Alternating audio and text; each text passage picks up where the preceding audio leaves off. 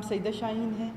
मैं इधर जो है ना तो जेंडर प्रोटेक्शन यूनिट की इंचार्ज हूँ। बस मैं ये बताना चाहूँगी कि पहले हमें ये सहूलियात नहीं थी। अब जो है तो हमें ये जेंडर प्रोटेक्शन की यूनिट की वजह से हमें बहुत सी सहूलियात मुहैया हुई हैं। मेरा नाम नबीला है, मैं यहाँ पे एज अ कांस्टेबल ड्यूटी करती हूँ। सर ये कि पहले हम लोग जब ड्यूटीज़ के लिए आ रहे थे, हम बच्चे साथ लाते थे तो हम बच्चों के साथ काफ़ी इरिटेट होते थे, काफ़ी जो है ना हमें मुश्किलात का सामना करना पड़ रहा था।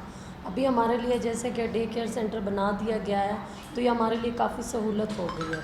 इसमें यह होगा कि हमारे साथ बच्चे भी होंगे और हम अपनी ड्यूटीज़ भी सर अंजाम दे पाएंगे। मेरा नाम कुरतुलैन है। बिल्कुल इससे काफ़ी अच्छे वो हुए हैं, क्योंकि पहले काफ़ी हमें मसाइल होते थे, लेकिन अभी जो है काफ़ी अच्छा हम भी महसूस करते हैं, बच्चों को भी टाइम अच्छा हम दे पाते हैं और जो है ना बच्चे भी हमारे सामने ही रहते हैं और काफ़ी अच्छा यानी असरात इस पे पड़े हमारी ड्यूटी पे और बच्चों पे।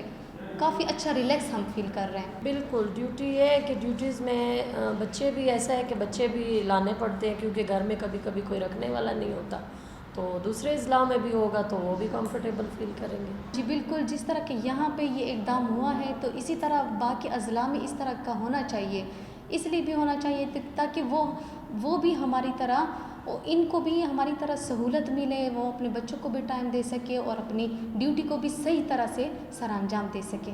इसमें बच्चों के लिए हमारे लिए डे केयर बनाए कि हम इसलिए खफा होते जब पहले हम अपने साथ बच्चे लाते तो उनके लिए कोई फैसिलिटीज़ नहीं थी।